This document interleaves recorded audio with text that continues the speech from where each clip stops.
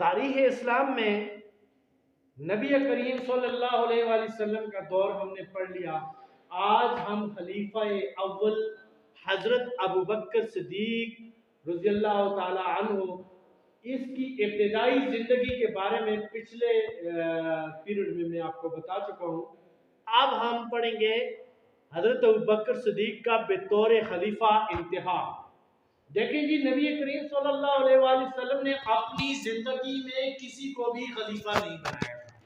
یہ نہیں کہا تھا کہ میرے بعد یہ شخص جو ہے خلیفہ ہوگا، چونکہ ہمارے نبی حضرت محمد صلی اللہ علیہ وسلم اللہ کے آخری نبی ہیں، ان کے بعد کوئی نبی نہیں آئے گا، کوئی نبی نے آنا نہیں تھا. تو اس لیے نبی کریم صلی اللہ علیہ وسلم نے کسی کو خلیفہ نہیں بنایا. البتہ ایک چیز جو آپ کی بک میں نہیں ہے، لیکن میں آپ کو یہ بتاتا ہوں کہ ایک دن نبی کریم صلی اللہ علیہ وسلم نے بیماری کی حالت میں یہ صحابہ کرام سے فرمایا، جاؤ پین اور کاغذ لے آؤ، میں لکھاتا ہوں، اس کے بعد آپ تفرقے میں نہیں پڑیں گے. تو اس طرح ہوا کہ حضرت عمر رضی اللہ تعالیٰ عنہ نے فرمایا کہ ان کی طبیعت ٹھیک نہیں ہے تو چھوڑ دیں. تو اب یہ کچھ لوگ یہ کہتے ہیں کہ اصل میں نبی کریم صلی اللہ علیہ وسلم یہ چاہتے تھے کہ حضرت علی کو خلیفہ بنا دیا جائے، لیکن اس کی یہ حقیقت نہیں ہے. بہرحال ہم یہ پڑھتے ہیں کہ نبی کریم صلی اللہ علیہ وسلم کا جیسے ہی انتقال ہو گیا تو انصار مدینہ، اور میں نے بتایا انصار مدینہ وہ مسلمان تھے جو مدینے والے تھے. انصار کا مطلب ہوتا ہے ہیلپر، مددگار. اس میں اوس اور حزرج کے لوگ شامل تھے. یہ سکیکہ بنی سادہ یہ ایک کونسل ہال تھا، یعنی یہ ایک بہت بنی سادہ جو قبیلہ ہے اس کا بہت بڑا حجرہ تھا. اس میں یہ سارے کے سارے جمع ہوئے اور حضرت ابو بکر اور حضرت عمر رضی اللہ تعالیٰ عنہ کو پتہ چلا کہ یہ حضرت کے سردار سعد بن عبادہ، اور آپ کو کمال کی بات بتاؤں کہ سعد بن عبادہ جو تھے بہت جلیل القدر صحابی تھے. تو انہوں نے کہا کہ وہ سارے تو مل کر اس کو خلیفہ بنا رہے ہیں. حضرت عمر اور حضرت ابو بکر صدیق اور ان کے ساتھ ساتھ ابو عبیدہ یہ دوڑتے ہوئے وہاں پہنچے. جب پہنچے تو وہاں پہ حالات بڑے خراب ہیں، اور انہوں نے کہا جی کہ ہم انصار ہیں، ہم نے مسلمانوں کی مدد کی ہے، ہم نے ہر جنگ میں حصہ لیا ہے، اس لیے خلیفہ جو ہے ہمارا حق بنتا ہے.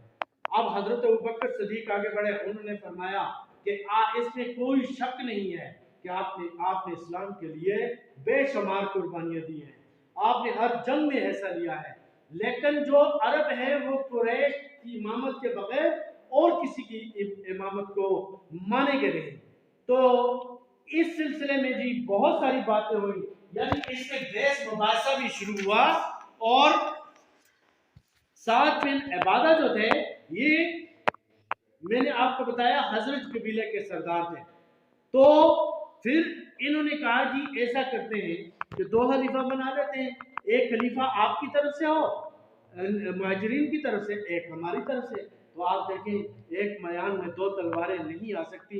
دو خلیفہ بن گئے تو ظاہر سی بات ہے یہ تو تباہی تھی، یہ تو اسلامی ریاست کو بھی ہی ختم ہو جاتی.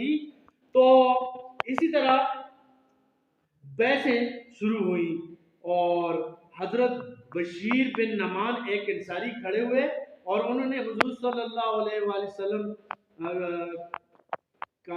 کی ایک بات واضح کی کہ ہم الجھنا نہیں چاہیے. نبی کریم صلی اللہ علیہ وسلم نے فرمایا تھا کہ امیر قریش میں سے ہوگا. اس بات پر سارے خاموش ہو گئے. اور پھر کیا ہوا، حضرت ابو بکر صدیق جو تھے انہوں نے فرمایا کہ یہ حضرت عمر اور حضرت ابو عبیدہ ہے، جس کو چاہیں آپ سردار بنا لیں. یہ کہنا تھا کہ اسی وقت حضرت عمر رضی اللہ تعالیٰ عنہ نے حضرت ابو بکر صدیق کا ہاتھ پکڑا اور اس کی بیعت کی کہ میں آپ کو خلیفہ مانتا ہوں. یہ کہنا تھا کہ سارے کے سارے صحابہ جو ہے وہ ٹوٹ پڑے اور حضرت ابو بکر صدیق جو تھے ان کی بیعت شروع کر دی کہ ہم آپ کو خلیفہ مانتے ہیں. اس طرح حضرت ابو بکر صدیق خلیفہ بن گئے، اسلام کے پہلے خلیفہ بنے. کہتے ہیں اسی دوران حضرت علی رضی اللہ تعالیٰ عنہ کو غلط فہمی پیدا ہو گئی اور انہوں نے 40 دن کے بعد جو ہے ان کی بیعت کی تھی حضرت علی نے. حضرت ابوبکر صدیق کی اب ہم فضیلت بیان کرتے ہیں.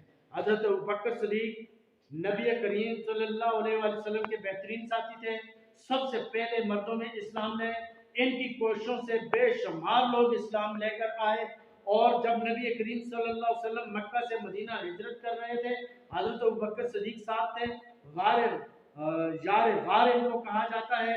ہر موقع پر، ہر جنگ میں حضرت ابوبکر صدیق نے اسلام کی خدمت کی ہے۔ اور جب نبی کریم صلی اللہ علیہ وسلم بیماری کی حالت میں تھے تو امامت جو تھی حضرت ابوبکر صدیق نے کرائی، یعنی ان کا رتبہ بہت اعلیٰ تھا، اور نبی کریم صلی اللہ علیہ وسلم نے فرمایا تھا میں نے ہر کسی کے جو احسان تھا اس کا بدلہ چکا لیا ہے، لیکن حضرت ابوبکر صدیق کے احسان کا بدلہ اللہ پاک خود چکائے گا، اس کے میرے اوپر احسانات زیادہ۔ تو یہ تھی ان کی فضیلت۔ اور اب حضرت ابوبکر صدیق کا پہلا خطبہ ہم پڑھیں گے۔ جب حضرت ابوبکر صدیق خلیفہ بن گئے تو انہوں نے سارے صحابہ کو جمع کر کے فرمایا، کیا فرمایا؟ میں تمہارا سردار بنا دیا گیا ہوں، میں تم سے بہترین نہیں ہوں، یعنی آپ مجھ سے بہتر ہیں۔ اگر میں نیک کام کروں تو میری مدد کرنی ہے، اگر میں نیک کام نہ کروں تو میری مدد نہیں کرنی ہے۔ میرے نزدیک کمزور جو ہے وہ طاقتور ہے، جب تک کہ میں اسے اس کا حق نہ دلا دوں، اور میرے نزدیک طاقتور کمزور ہے جب تک کہ میں اسے اس کا حق چھین کر کمزور کو نہ دے دوں، یہ فرمایا۔ اور اس کے بعد انہوں نے فرمایا کہ جہاد کو ترک نہیں کیا جائے گا، جو قومیں جہاد کو ترک کرتی ہیں وہ ذلیل ہو جاتی ہیں، وہ تباہ ہو جاتی ہیں۔ اور اب آخر میں فرمایا کہ جب تک میں اللہ اور اس کے رسول کے راستے پر چلوں گا، آپ کو بلاؤں گا تو میری تم اطاعت کرو، لیکن جب میں اللہ اور رسول کے راستے پہ آپ کو نہیں بلاؤں اور اطاعت نہ کروں تو آپ نے میری بھی اطاعت نہیں کرنی ہے۔ یہ حضرت ابوبکر صدیق کے الفاظ تھے یہ خلیفہ بننے کے بعد۔ تو آگے ہم ان کی ابتدائی مشکلات کے بارے میں پڑھیں گے۔ تو یہ اسلام کا پہلا عظیم ترین خلیفہ حضرت ابوبکر صدیق